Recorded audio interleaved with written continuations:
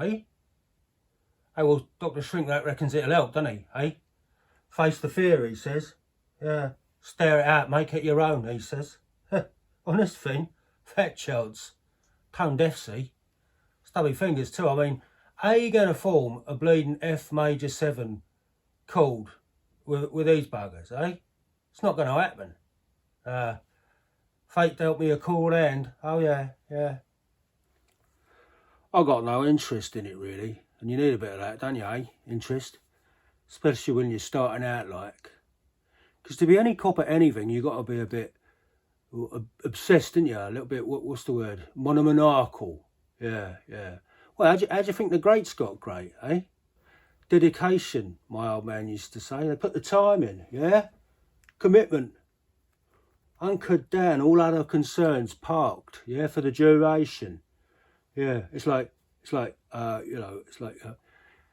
Jimmy, your supper's on the table. I ain't hungry, Pops.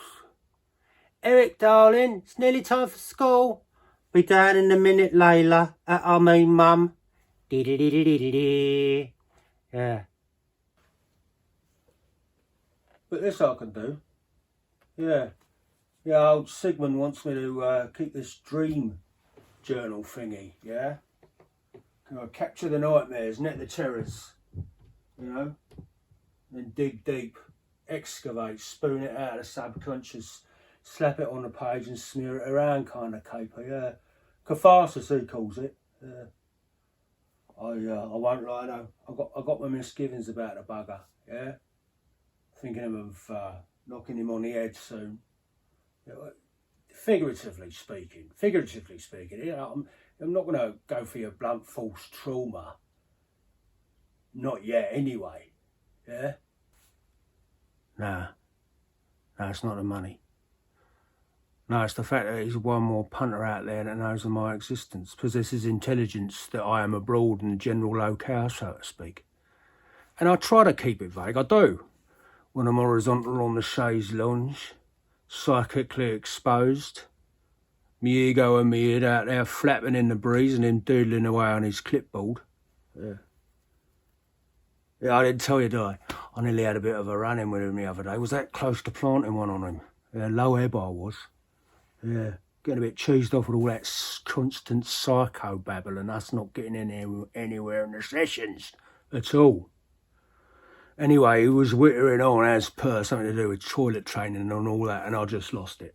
You know, I said to him, in no uncertain terms, I stopped him mid-prattle and I said to him, "Oh, shove a bleeding bog roll in it, will ya? You could fertilise half the arable land in southwest England and the amount of bullshit spewing out of your cake hole." Well, he didn't like that, did he? Oh, no. Is that supposed to be clever? No, I says, it's supposed to be offensive, and I went for him, you know, like a mock thump, like you do. Yeah, I think he actually crapped himself. Yeah, just a little bit of involuntary runoff, you know.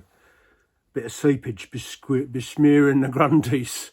Yeah, enough to make him uncomfortable for the rest of the morning anyway. Result, yeah? I just left him there, stinking, fouling up the air, and I went down a pub for some righteous catharsis of my own devising, yeah? It was one of those days, you know. We all have them. But I think I've told him too much already. Yeah, he knows way more than is good for his health, because when he finds himself the inevitable victim of extraordinary rendition, this bugger will sing for the foe like a subtle soprano. He will. No sodium pentothal required, no truth drug called for, no word of a lie. Dickless academics. They're all the same. Cack their pants and crack like that, they do. Used to call them weeds back at school. Yeah, you know, weeds, big girl's blouse, booty scratcher, pussmaster general. No offence, like. But one thing is for sure, you wouldn't want to go into a combat situation with Professor Dribblebum on your side. No fair. Spend half your time down in a foxhole or whatever, changing his nappy, waiting for the inevitable fragmentation grenade to come in rolling in over the edge. Boom! Psychiatrist excrement absolutely everywhere. You try washing that shit out of an orange boiler suit, eh? Good luck to you.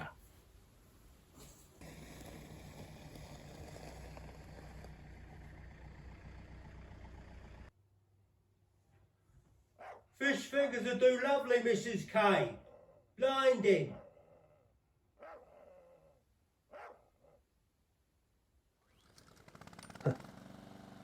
Tell me about your childhood, he says the other day, eh? I do remember bleeding childhood, is it, eh? It was idyllic. In paradise, that was. Growing up near Herne Hill Junction in the fair borough of Lambeth. Oi, what's your mush? God's very own borough, I'll have you know. Yeah, idyllic, yeah. Till the old man buggered off with the pneumatic barmaid of the Viaduct and Vulture when I was 13.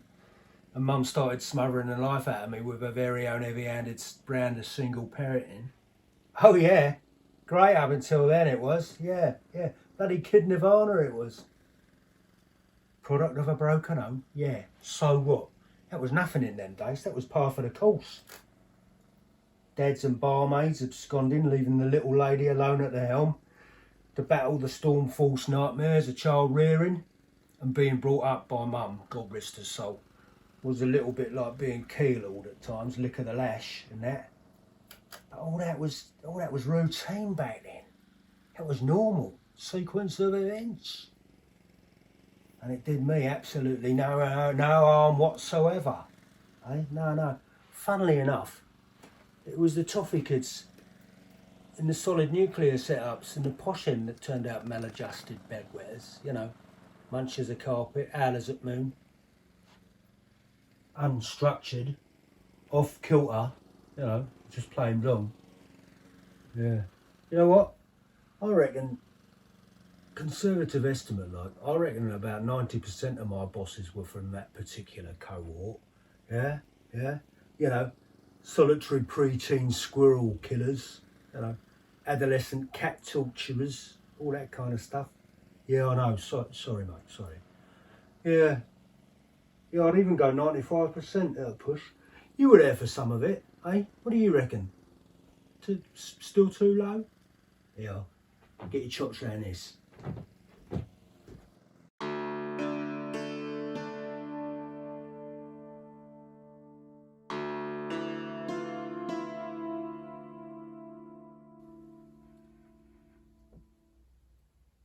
Word from the curb has it that he thinks I pulled the trigger, or at least am deeply complicit. You know, when his blushing bride bought the farm after they was driving off after their nuptials. That's a few good years ago now, but I think I'll remember if it was me. But it weren't. I was nowhere near bloody Switzerland on that occasion. You know that. I know that. The dogs in the street know it. Jesus, the fleas and the bloody dogs know that it was that old German boiler doing the drive-by a go-go with the M16 out the passenger window that did for the newlywed Mrs. O.O. Oh, I might have loaded the magazine, cleaned the weapon but then I loaded a lot of magazines and cleaned a lot of bleeding weapons back then. So did about 100 other chumps. Part of the job. Every todger did their time down in the armoury. You had very little choice in the matter. Yeah, that stokes up a memory. Yeah, where are you? Did I ever tell you about that South African quartermaster geezer we had over in Sardinia that time? Yeah, he was always trying to ape the classic British sergeant major cliche, you know, the sarky sadistic ramrod type. You know, he'd be like, I can't do the accent. Right, listen up, you lot. Socks, Euro magazines, trot, detonators. Move yourself. Kanchevskis, get your sorry Ukrainian arse out of your scratcher and secure that depleted uranium armor-piercing fin-stabilized sabo. And look lively about it, you horrible little man.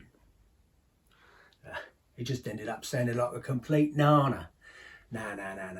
You got to be from the Gorbals or the Valleys or the East End at least to pull that one off. Not blooming Bloemfontein. Not bloody KwaZulu-Natal, you know what I mean? God, Aryan shits, if that was his real name. May the grass never grow over your gallows, son.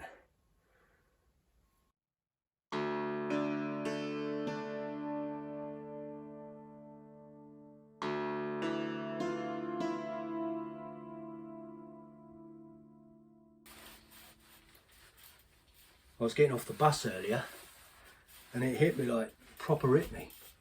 Yeah? I am officially the last one. Because they're all gone now. All the old crew, all mercilessly taken down with a smirk, a jest, a wry witticism. You know the kind of thing. His pathetic so-called humour. His signature shtick. Yeah. As dry and as unfunny as a Weetabix in the Atacama Desert, eh? Playing to the gallery and all that.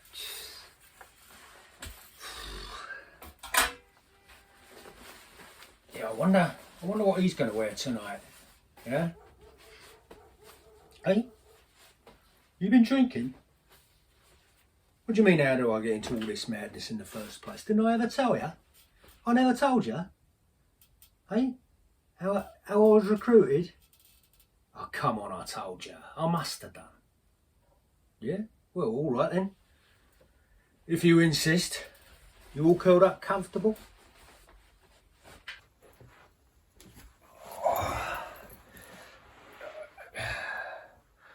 Well, I was just a lowly squaddy for Queen and Country at the time, wasn't I? Eh? Yeah, only left home 4 months before. 19. Wet behind the kneecaps, never been kissed and all that. Anyway, bunch of us were off base. A bit of an R&R down Aldershot town, sucking down a few sherbets of a Saturday night. The place is dead, isn't it? Nothing doing. So it was just about to head off, you know, jump on the old chuff for the smoke. And they did go chuff back then. Yeah, get slaughtered in some Soho strip dive, you know, sleep it off on a park bench, make it back for Sunday evening roll call. When this lanky, middle-aged drink of water sidles up to us at the bar, and this bloke had sidling down to a fine art, let me tell you.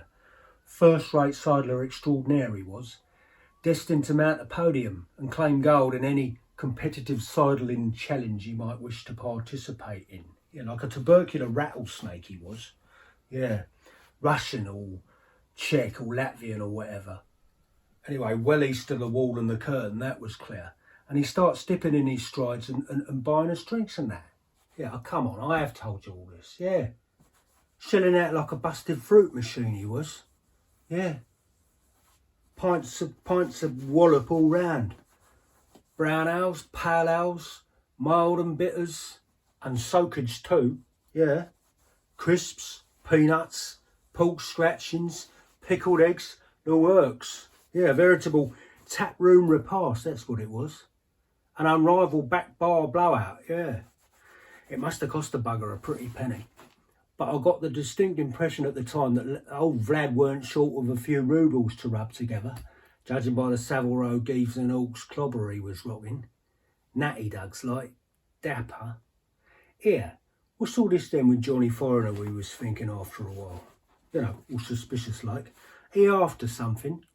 Turburglar is it or what?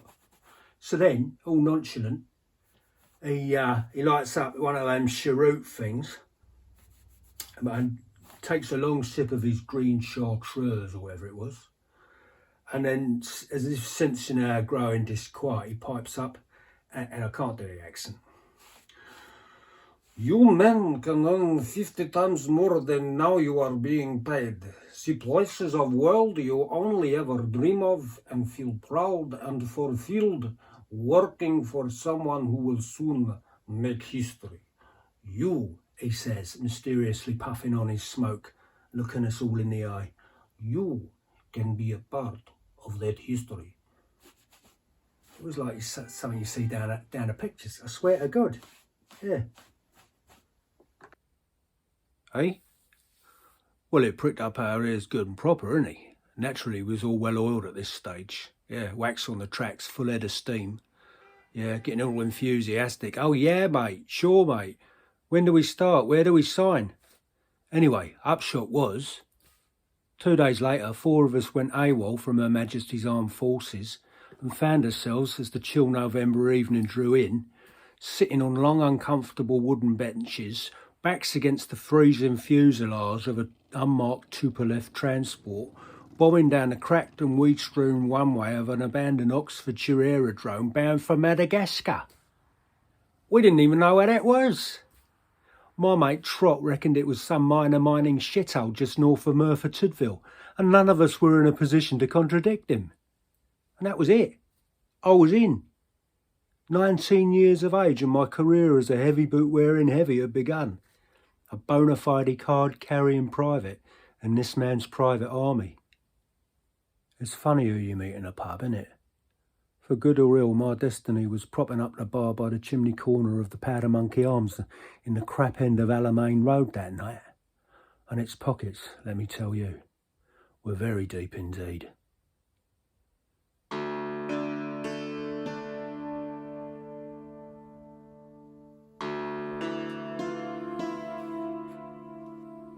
You don't fancy it, no? I can't say I blame you. All right, okay.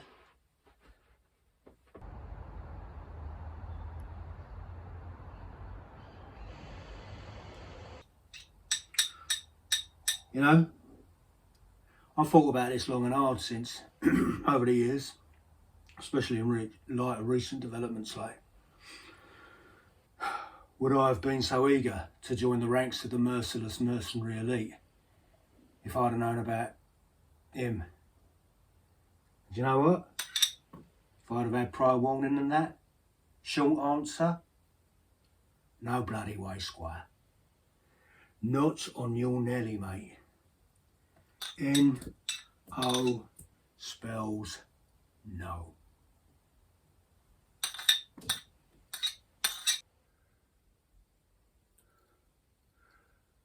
We got lucky with this place though, didn't we, eh? Yeah, with Mrs. K and all. Yeah, just in the nick of time too. Yeah, it could do with a clean, you know. Kick out some of the clutter. Small price to pay, eh? Hey, well, next time you try securing a third floor sniper's perch at short notice on a budget around there, hey? And look at it, it's perfect sight lines. Perfect vantage. Fantastic. I noticed the other night you can even see her spectral secretarial silhouette spending a penny or two through the frosted glass of the lav in a favourable light when the sun goes down, if you look hard enough. I know. I was as surprised as you were, mate, yeah. Our moles have been reporting back for years that he's been like dangling her on a thin thread. Yeah. Flirting with her outrageously every time he goes to see his boss in the outer office. Poor woman. She had it bad. She really did. So, we'll get a bead on him after she's munched her fill and spat him out on the doorstep with the full fat empties, yeah? I know not to look at her, you wouldn't, yeah? It's always the quiet ones though, yeah? And she ain't bad though, you know, for an administrative assistant like, yeah. Nice set of pins.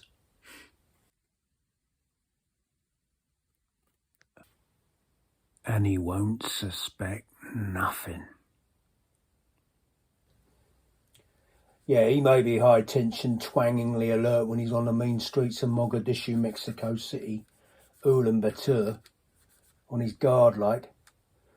But when a promise of a whip dip in a well-heeled, leafy London residential district is on the cards, yeah, firmly on the agenda, finding himself in the crosshairs is the last thing he'll be expecting. Yeah? Hey? Well, I reckon first he's going to take her up the muted trumpet. Why not? He likes happy hour as much as the next bloke, and it's 6:30 to 8 o'clock up there on a Thursday. Swing over Chelsea way for an overpriced plate of Greek in the zesty zither. Yeah, me too. I hope he chokes on his calamari. Then back to her place for some debriefing. You get me? Yeah, we'll end him when he's rattled and dazed. When she's done her best standard civil service to prove stirring and shaking. I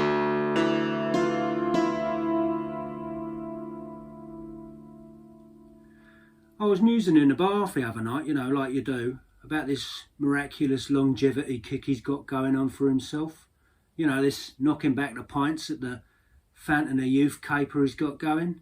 Because half the time he don't seem to age, does he, eh? A few bits of grey at the temple, you know, a few character lines and that.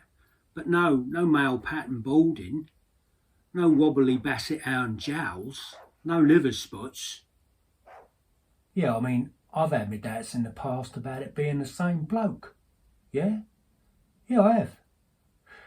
But it's got to be, innit, eh? I mean, despite the physical appearance and all, there's just too many crossover similarities for it not to be. Do you know what I reckon?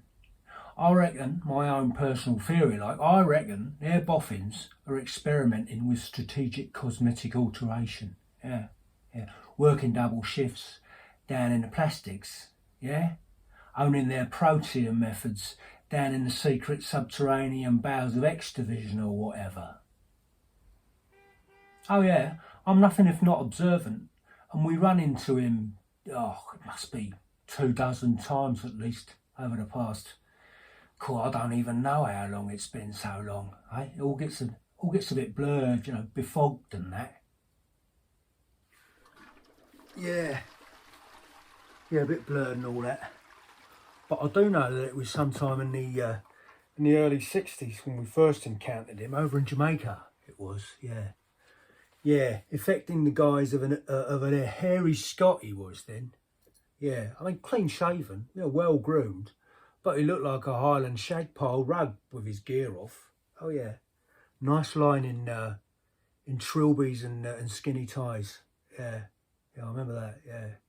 Yeah, nice little frisbee throw onto the hat stand he had going on. You know, it's all in the wrist, isn't it, eh? Yeah, come up against him a few good times we did. Yeah, he kept the kill ratio ticking over nicely. Yeah, he set the tone. A couple of fraught years go by, bit of tit for tat, cat and mouse and what have you. Then one day, and for no apparent reason, he's an Aussie. Yeah, a bloody Australian national. Eh? Oh, come on, you remember him. The Antipodean misfire, the colonial no-show, the blinking you'll missing reject, the one-hit wonder, lad who tied the knot with the aforementioned fatal bride. Yeah, I felt a bit sorry for the poor dud, I did. Yeah, for about 5 minutes. Because when all's said and done, you can't argue with a bit of bleeding karma, can you? Eh? What goes around and all that. But hold the phone. Off trots the grieving groom into obscurity, and then without so much as a by your leave, the Caledonian carpet's cropped up again. Yeah, the Yeti from the Glen returns, playing the tables in Vegas. Back with a bang and a burr and a few extra bucks. I mean, what's going on? Well, he's thinning a bit now, mind. Few lines. Beginnings of the inevitable sagging, yeah. Few stray greys. But he don't seem too bothered about his newly acquired status of widower. Oh, no. Still a bloody hard bastard, though. Still an existential threat. Then, just as we're getting used to him being back, recalibrating as it were, he swiftly morphed into the human eyebrow. Yeah, that's right, that one. Suave, urbane, toff type, immaculately coiffured. Actually, we had a bit of a laugh at that one at first. Stuck up ponce, lounge lizard in his flared safari suit. Who does he think he is? Yeah, till he donned the dicky once again and carried on the wholesale slaughter where the previous incarnations had left off, unabated and with a newfound pseudo-sophisticated zeal.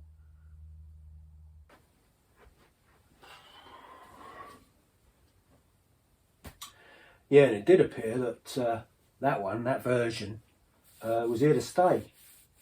Hung around a good while, he did, yeah, with his Union Jack parachute and his Uber Scuba sports car. Yeah, but now at long bleeding last, he really was beginning to age, yeah? Yeah, yeah. Wrinkles, crow's feet, prostate problems. His dolly bird's looking more and more like his granddaughters now, dirty old goat. But here we go again. Take your eyes off the ball for 2 minutes and a bugger's skydiving into the Rock of Gibraltar as a rejuvenated and dangerously handsome, wait for it, Taffy, of all things. I ask ya. But whoa there, Niddy. Step away from your daffodils and go pick yourself a big sprig of shamrock. Now he's a bleeding paddy with a spud gun. Bloody Celts. Honestly. Yeah. Then we get saddled with the back to basics ruthless blonde lad. Yeah. Almost entirely filleted of his funny bone now. Yeah. The quip quotient halved. The droll double entendres all dried up and as bloodthirsty and supremely capable as ever he was. Yeah.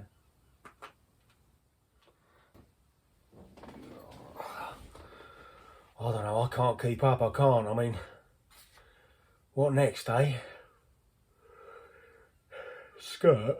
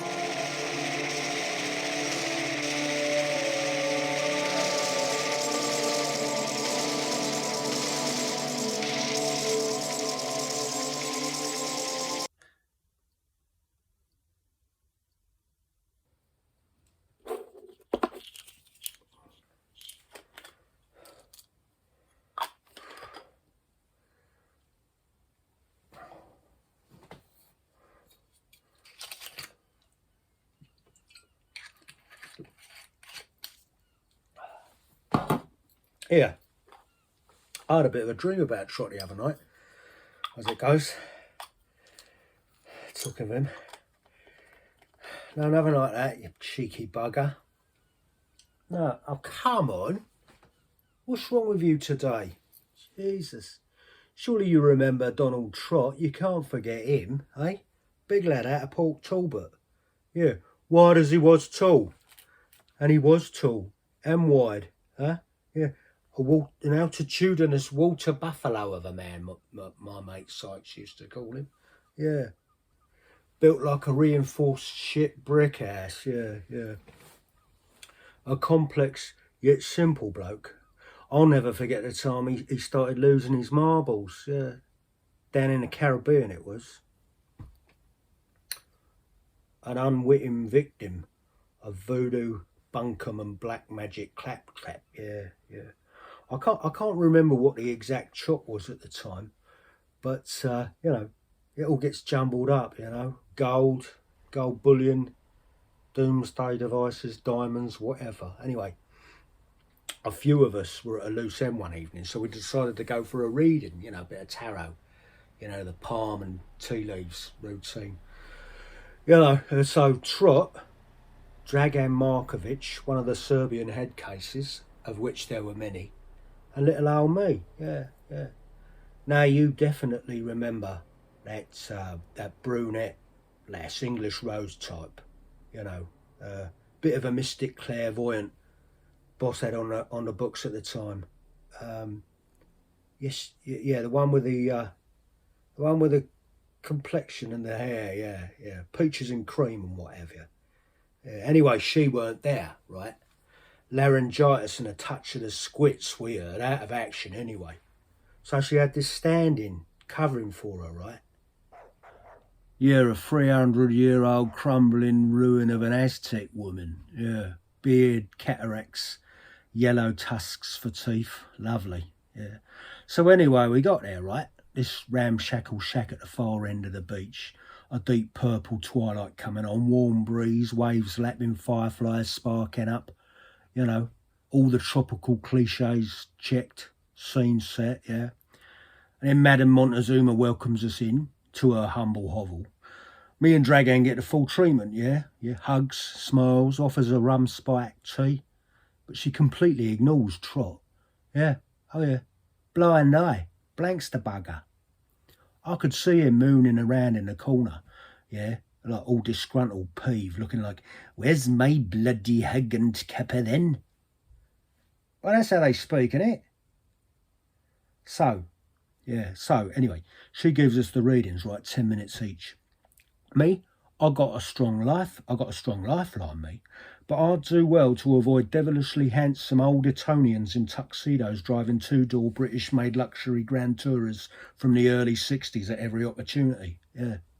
She hastily glosses over Dragan's lifeline, shaking her head, sucking her tusks. She don't elaborate, but she tells him that he should really concentrate on enjoying himself as much as he possibly can over the next couple of months, yeah. There's a few more bits of rubbish about paths taken or not taken, tall dark strangers travelling over large bodies of water, or was it vice versa? And that's it, shutters down, closes up shop. Now Trot really is looking decidedly miffed at this stage, yeah? She hasn't even given the bugger so much as a sideways glance all the time we was there. No mumbo-jumbo time for Donny T. And after shelling out the hard-earned shekels, it's understandable he was feeling a tad cheated. Hey? So as we was leaving, she hugs Dragan again, wishes him the best. I even detected a genuine tear. Actually gifts me with a kiss, a proper smacker too. Oh, God. I'll never put on a pair of water wings again. Then, for the first time that evening, she finally turns to Trot, rounds on him actually, and hisses with real venom, and I can't do the accent, and don't you think I don't know who you are? Yeah. Throws his entrance fee after him, spins round 3 times, gobs on the ground, mutters some sort of ancient and abiding curse, then slams the door, bang, in his big perplexed plug ugly mug. Well, as you can imagine, that got him thinking, didn't it? Something he weren't that accustomed to be fair. What did she mean? Who did she mean? I know who you are. Now, he was from good, solid Presbyterian stock, right? Dyed-in-the-wall, West Glamorgan, Bible-thumping, brimstone believers, yeah, from way back. So, of course, you know, he's starting having a bit of a spiritual crisis, isn't he, eh? Hang on, he's thinking.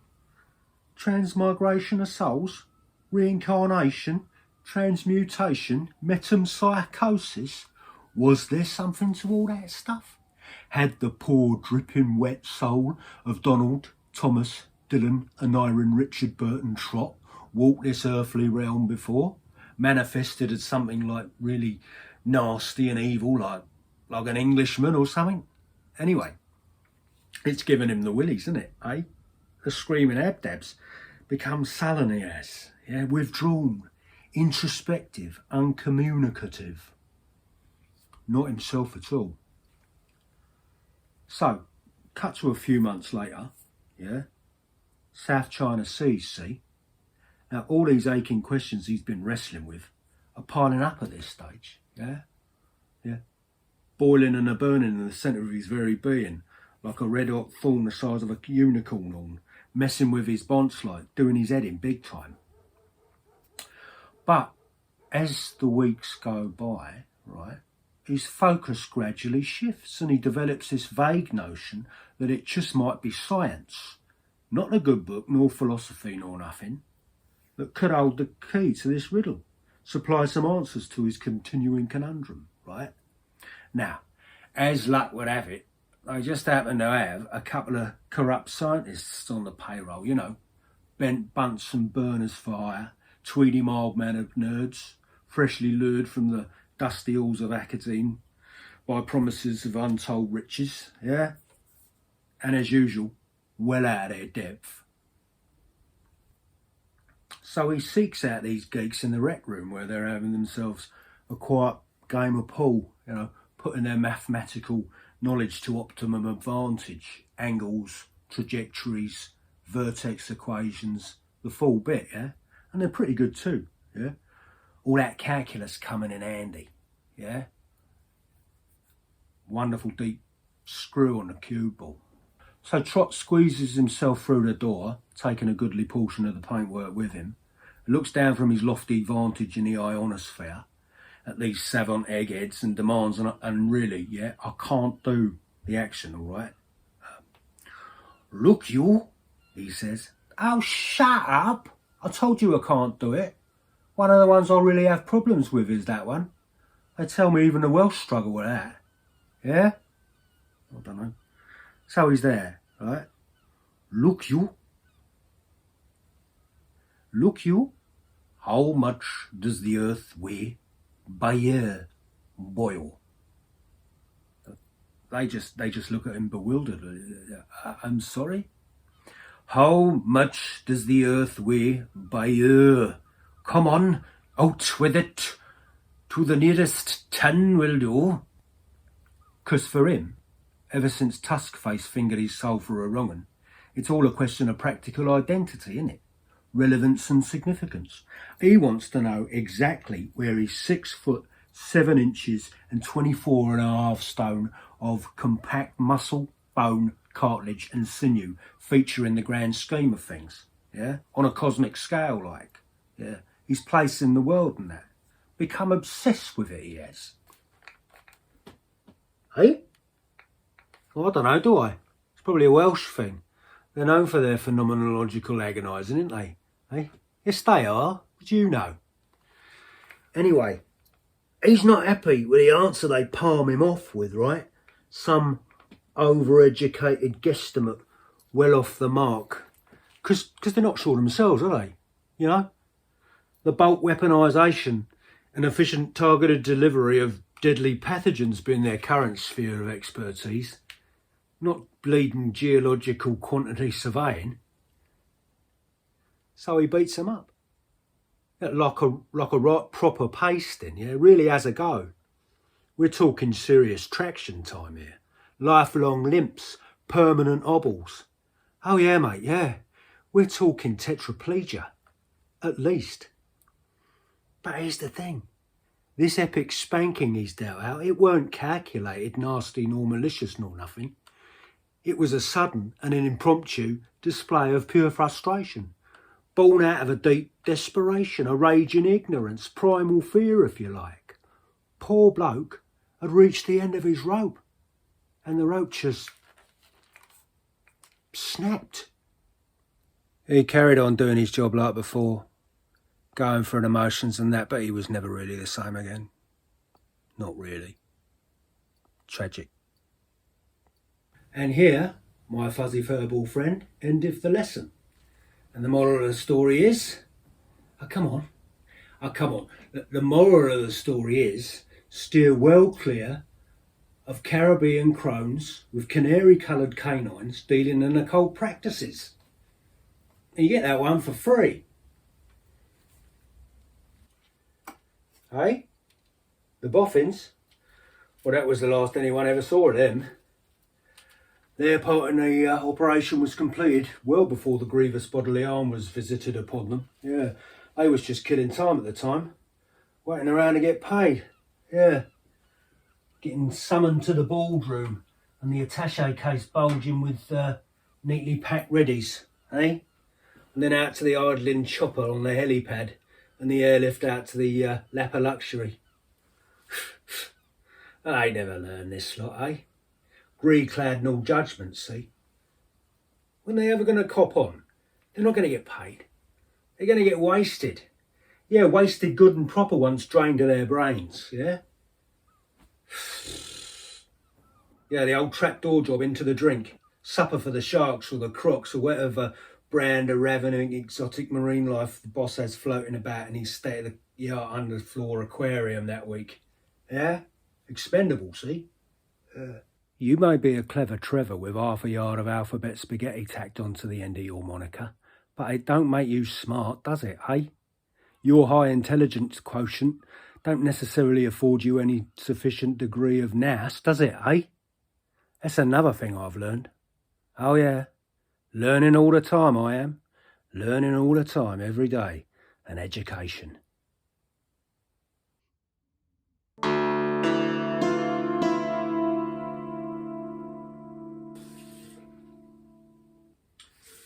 You only need three things. Three things to be a success in this life. What it all boils down to, boy. Number one, a solid, concrete and uncompromising vision. You're certainly going to need that if you want to set the foundations and get your balls rolling, yeah? Okay. Second, unfettered access to the latest top shelf tech and hardware.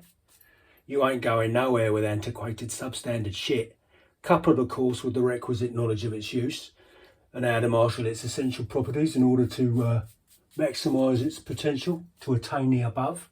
And lastly, but by no means leastly, trusted, supremely capable colleagues, collaborators and confederates, much like my good self, to ensure that your will gets done with minimum fuss and complication. Yeah? You line those quacks up in the right order, sunshine, and before you know it, you got the old bleeding blue dot curled up in the palm of your hand, cowering in the fetal position and begging for mercy. Yeah? Now, granted, for some of my erstwhile employers, that may not have been nearly enough, you know? Megalomaniacal maniacs. They're all the bleeding same in the final analysis, yeah? Not for them, total domination is just one paltry planet. Oh no, always wanting a bit more they was, yeah? Never satisfied to just kick back, yeah? Bask in the rewards, soak up the ill-gotten gains, chill, feet up, yeah? Now, Aristotelian virtues around these parts are as scarce as hen's eggs, yeah? Everyone knows that. But as I always maintained, if you're going to go for one of them, even just for the crack, for curiosity's sake, go for patience, yeah? Be happy with a gradual process, yeah? The slow unfolding beauty of a developing master plan, yeah? Celebrate the small victories that build to a conclusive climax. Appreciate the increments for what they are. The little acorns, yeah? Patience will be its own reward, yeah? Start on stony ground and stay there. Give yourself some perches, a foothold, a beachhead, somewhere to take the temperature, consolidate, a stable platform from which to launch the bigger dream, yeah? Then you can aim for your moon bases, your exclusive mining concerns on Mars and what have you. Then you can spread your myriad tentacles out into the solar system if you so desire. Baby steps though, yeah? One world at a time. Just don't overreach on the first outing. Cardinal rule, especially with him about. Overreach, you lose your balance. You lose your balance, you fall flat on your ass. Huh? That's basic physics, that is. You can't argue with gravity. Eh? You can't negotiate with fundamental laws. Pure state of equilibrium. That's what you want. That's what you should be striving for. That's your ultimate goal. You don't have to be an evil genius to work that one out.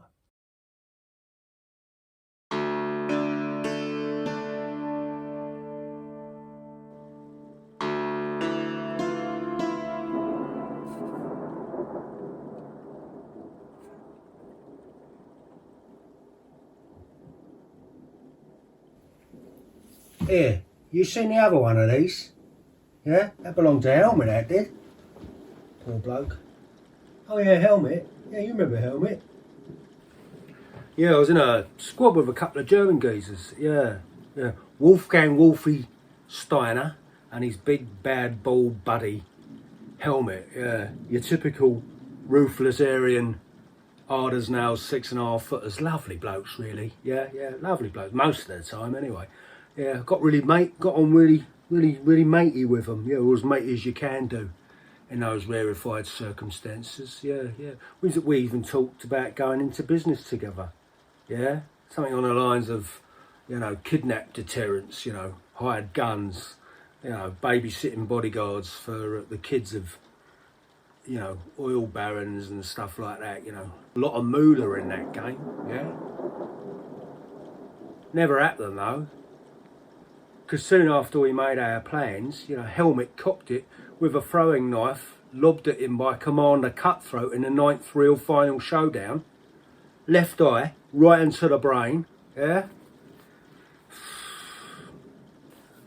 Yeah, minding our own business one night on the waterfront down in Marseille, packing and stacking some contraband when the bonded warehouse we was in just suddenly exploded. Yeah, place kind of immediately became like an abseiling enthusiast's jamboree. Yeah, agents of the crown dangling from every conceivable rafter. Yeah.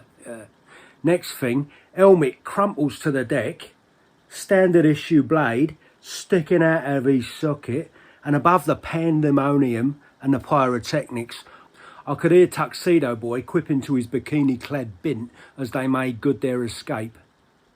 "He'll keep a sharp eye on things." Hang on, that's not right. That's not funny. Kill someone, yeah, but don't make light of it. It's not a bloody joke.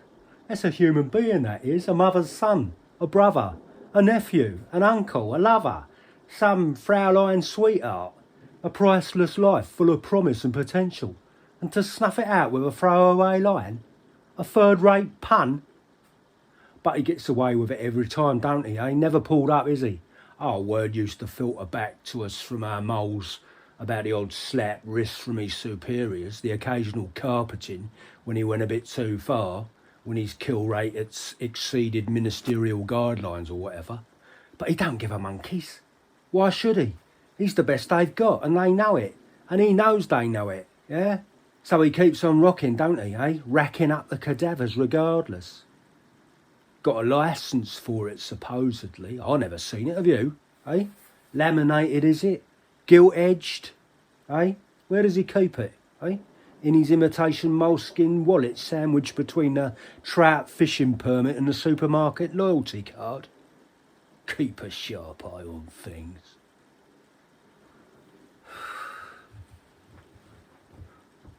That was my mate, that was. That was one bloody good buddy bleeding out in front of me up on the gantry. And he's playing it for laughs. It's not right. It's not. Now you might say, yeah, all them lads, they had it coming. They knew the risks a minion mercenary takes when he signs on the dotted for a psycho bent on world domination. And maybe they did have it coming. Live by the sword, blah, blah, blah. But to enter the next realm with another one of his lame one-liners ringing in your ear for all eternity. Eh? Anyway, it's clear. Proper gone off piece this time he has.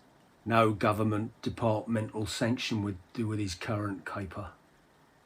He's on his very own personal mission. Oh yeah. Been picking us off one by one he has. Evening up the score, balancing the books. And it don't matter where you're based. He'll turn up sooner rather than later, yeah? With his bomb-proof wetsuit, yeah? And his rocket-propelled ciggies. Rome one day, Zagreb the next, Flagstaff, Arizona. Bugger gets around, yeah? But what's the life of a wife worth anyway, eh? 100 times her weight in corpses? 200? I mean, where do you stop? Where do you draw the line? When do you retire from the field sufficiently sated and avenged, eh?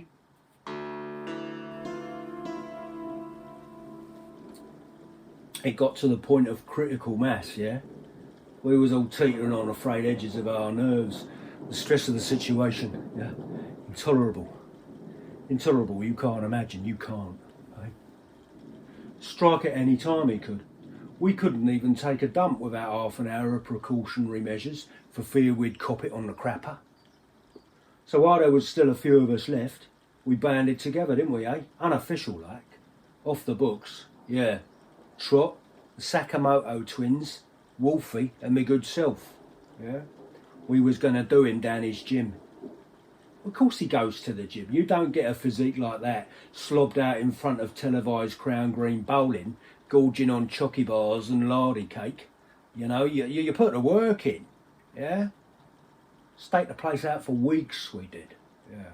Got all the timings and that. Regular as an atomic tick-tock, that one, yeah. Set your Fitbit by him, you could. So comes the day of destiny, right? The payoff, the reckoning.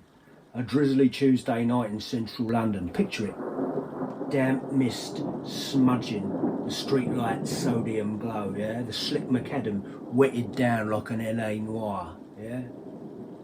The faint smell of inevitability teasing the nostrils. Retribution on the air.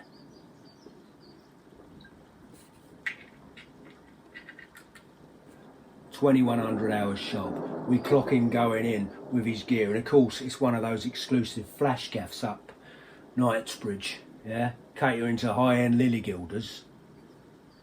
So we hop out the van, pile into the alley at the side of the building, yeah, suited and booted for combat, yeah, hungry for it like, eager to put an end to all these cricks in the neck we've been suffering from looking over our shoulder so much, all the uncertainty, yeah, all the undiluted fear. Let's give it 10 minutes, I says. Let him sort himself out, make sure the coast is completely clear, yeah? But Wolfie, he's having none of that. He's hot for some action, he is. He's in the bloody kill zone already, stun grenades burning a hole in his fatigues, and no powder nor ointment's going to relieve that itchy trigger finger. So he jumps up, cocks it, steely-eyed, Bavarian blood well up. "Men, good.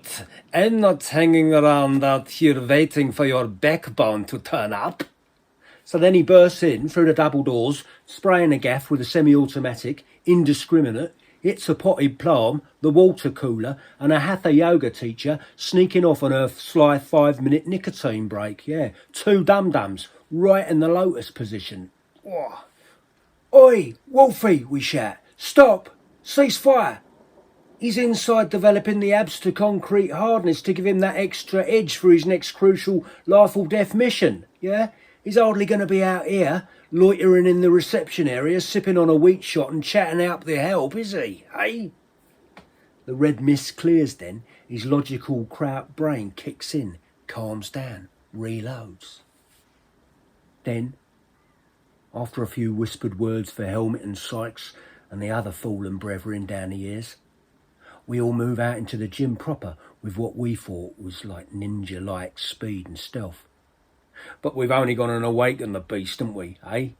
He's ready for us, prepped and primed for a portion, he is, alert. A smoke grenade goes off, and before we know it, Trot gets his finely chiselled jaw and a goodly portion of his do-re-mi blown off with grape shot 5 and 5 from your man's modified Nikes, yeah?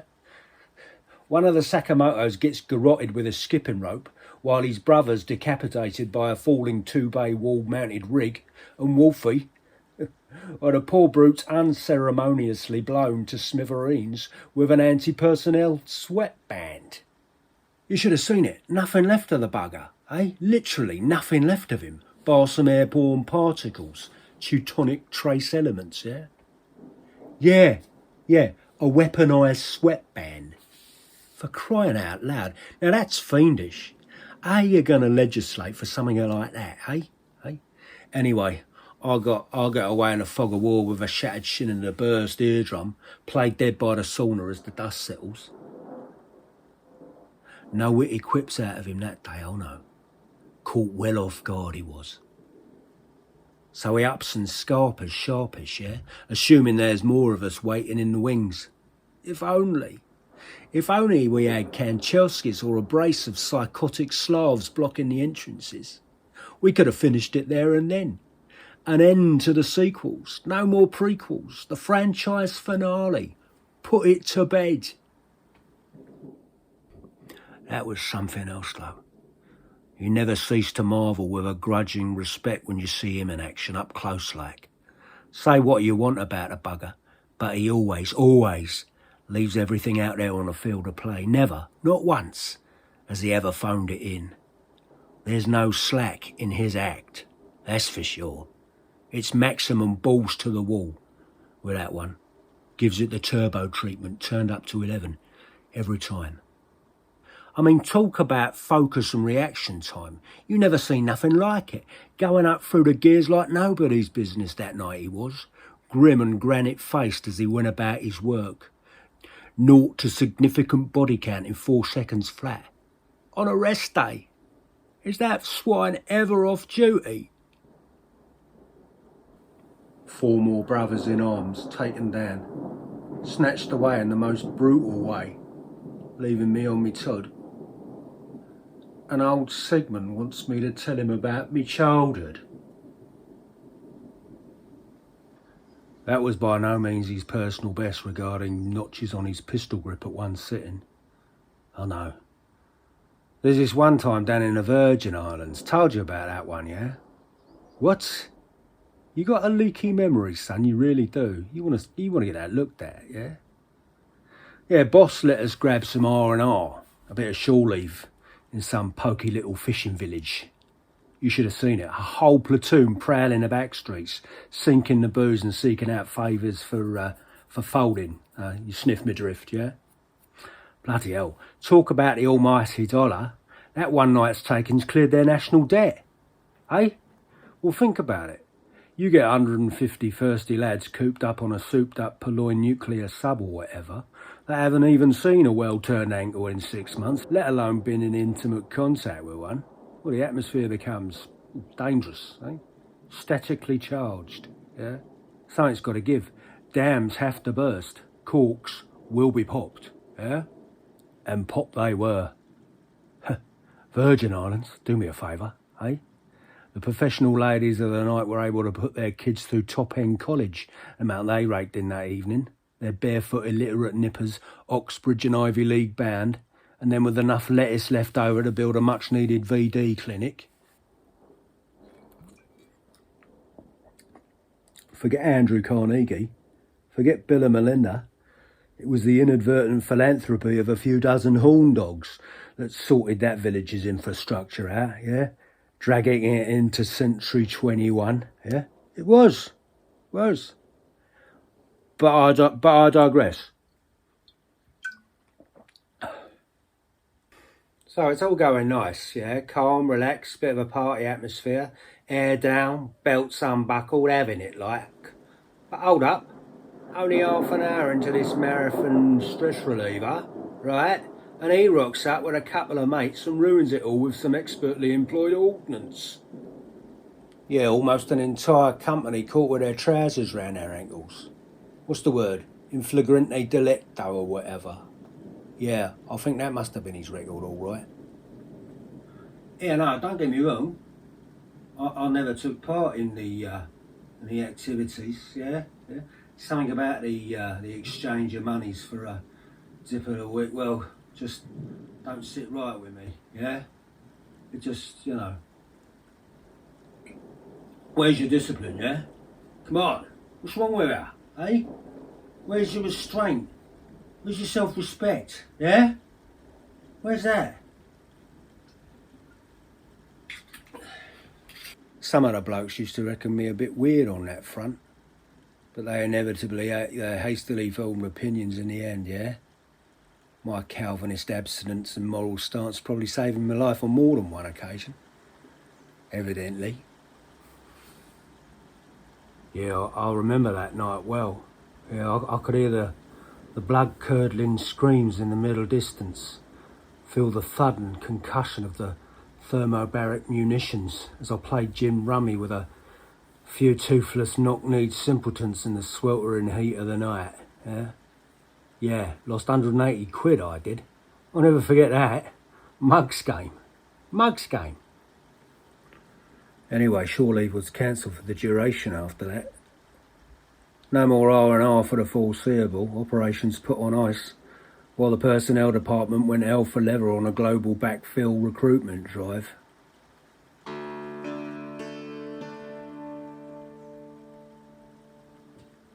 We lost a lot of men that night.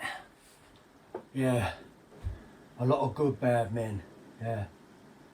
And we were bad men. We had no delusions. We weren't stupid. We was naughty boys. Yeah, oh yeah. We certainly knew we weren't setting up a sanctuary for deprived goats in the Horn of Africa or nothing like that. Yeah, a registered charitable organisation we was not. Yeah? Yeah, yeah.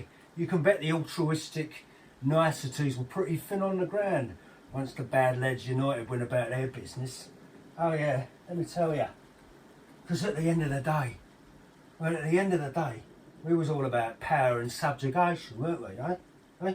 Bribery, brinksmanship and that, yeah? We was all about threat and menace. Yeah, oh yeah.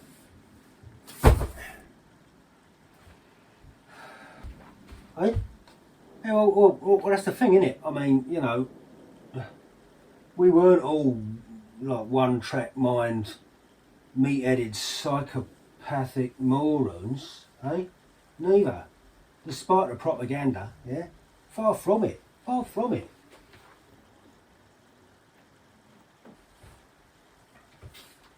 I mean, red-blooded, sure. Violent, goes without saying. But some of us had some other interests, like something else going on, like a bit of substance, like, you know, hobbies, outside interests, extracurricular and such. Yeah, you'd be surprised how many fly fishermen we had on the books at the time, yeah. Amateur horticulturalists, dabblers in Chinese calligraphy. Oh yeah, quite a few as it goes. Yeah. I mean, we was all a band of brothers, yeah? In it to win it together. Yeah, of course, tight knit on the whole, but there were a couple of operatives that ploughed their own furrow, yeah, flew solo, colourful individualists, yeah, carving out a niche for themselves and becoming the boss's favourite for a season or two. Specialised henchmen, I suppose you'd call them. Not too keen on the word myself though. Yeah. All sounds a little bit unnecessarily gothic, don't it, eh? Henchman. All a bit Hammer Horror, Boris Karloff, Peter Cushing and that, yeah? Like I say, we was just regular lads really, most of us anyway, yeah? Like a freelance French Foreign Legion, you know? All of us had our various unspoken reasons for joining up. Yeah, just lads. Not barbarian bogeymen. No, not demonic savages, no. No, we were, not really. Yeah. You remember that stocky little Korean lad with the lethal tit for over in Kentucky at that time? Dangerous. That black bowler he had. He was a right laugh, actually. Proper good giggle, yeah. Beneath the inscrutable facade, yeah. A real tonic. Yeah, him. Yeah, brilliant mimic. He'd have us busting a gut most nights, yeah. I nearly wet myself a few times when he'd do his chainsaw wielding Jimmy Stewart impression. Yeah, you remember? I'm gonna chop you up, Mary.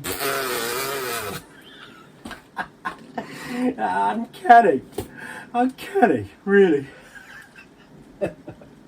Oh, yeah, and the petite garçon out in Thailand, yeah, a fun-sized French lad with a squeaky lisp, yeah, diamond weed character he was, yeah, consummate prankster, yeah.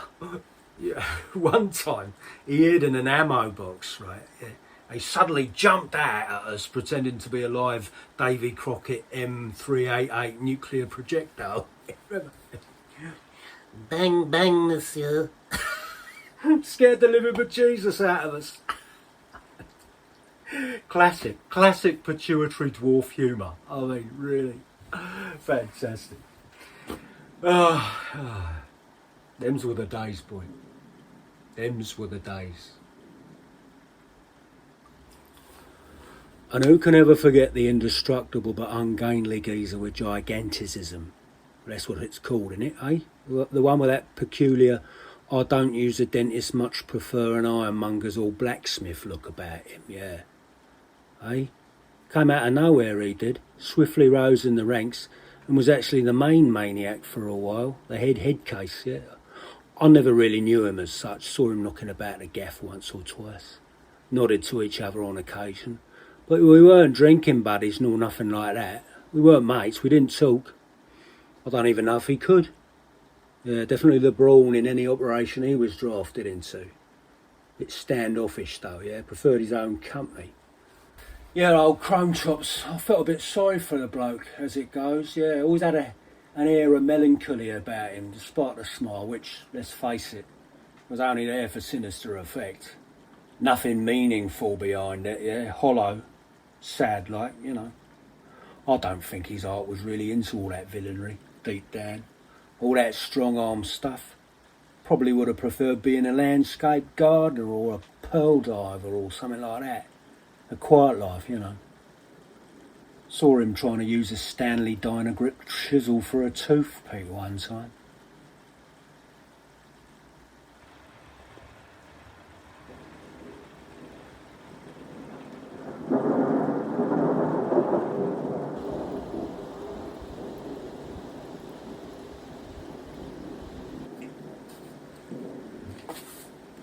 The birds. Well, let's not forget the birds. No, not the arm-charmed, semi-clad fancy bits of fluff. What is? I'm talking about the bad broads, ones on our team, yeah? The delinquent dames, the unruly Julies, yeah? The outlaw squaws, the henchettes. God, fierce and feisty, femme fatales, good with their fists and feet when called for, yeah? God. Make you weep, some of them would, eh? Make you weep blood. I never had a missus. Well, you don't in this game, do you? I mean, imagine me or one of the lads with a missus, yeah? Yeah.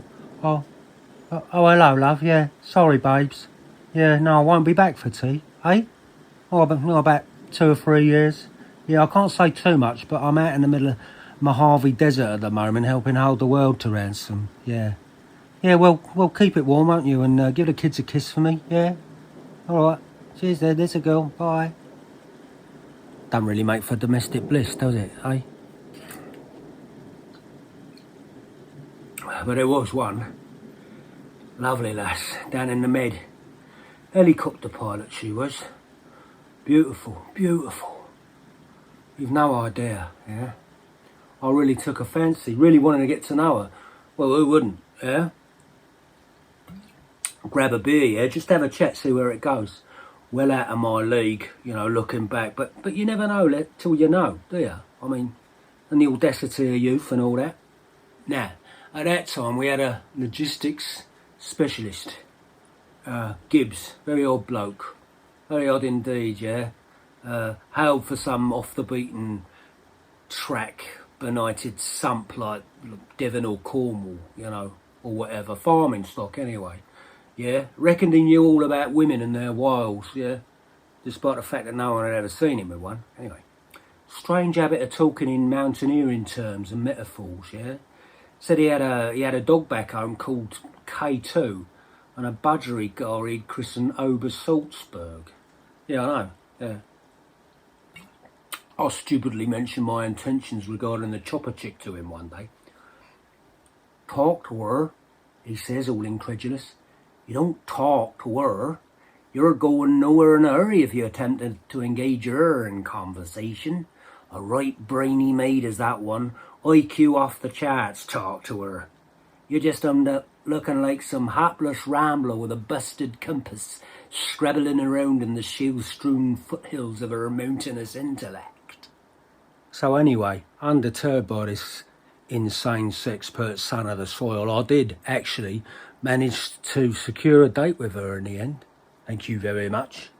Yeah, and she even agreed me to take me up for a whirl up in the whirlybird, yeah. Thought I won the bleeding lottery, I did. I couldn't believe it, I couldn't, yeah. Of course, the in-house relationship Guidance counsellor's found out about it, hasn't he? Dunno how, eh? Bugger collared me in the canteen. Planted a wet West Country hoof on my shoulder, nostril breath in me ear hole, all conspiratorial like, eh? Date, is that? Well, you'd best have the St. Bernard on standby with his brandy barrel proper topped up, mate, he says. 'Cause you're gonna need it when she emasculates you with a well-turned phrase and a strategically positioned crampon. Down truncated spurs you will clatter, and into the alluvial floodplain you will slide, my friend, without a trace. You mark my words, me handsome, without a trace. 2 hours later, I'm applying the aftershave, getting myself spruce for the romantic spin-up in the Bell 206, and Gibbs bangs on me quarter. Tactlessly shouts through the door that your man's just blown her out of the sky with a surface to air. Gutted I was. Gutted. He could have let her go. Shown some mercy for once. He was getting away anyway, by all accounts. And she was only following orders. But he can't help himself, can he? Eh? Death. Yeah, him and Death. Death follows him around like a faithful pup. And he's nothing if not a dutiful and attentive pet owner, I'll give him that. The amount of scraps, treats and nibbles he bungs that pooch on a daily basis. Well, Mr. Superfly Spy Guy, Mr. Lady Killer. Any minute now that mutt's going to rear up on its hind legs, baring its slavering fangs, and bite the hand that feeds. Yeah, it's going to take your bloody arm off at the bleeding elbow.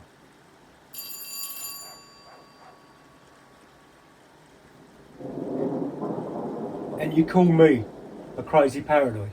Don't think I didn't hear you muttering to yourself the other day.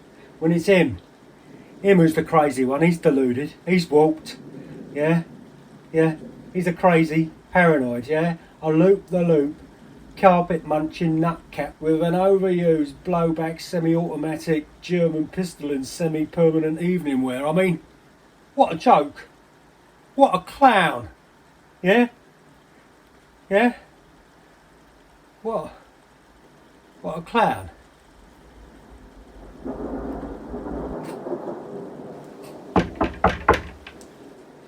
Seamus, come out of that attic, son. Your dad wants to get in there to decorate. And by the way, what's all this Mrs. K nonsense? And why are you talking to yourself in that stupid English accent? Come on out now. It's not healthy. Can't you do something? Can't you do something? Do something.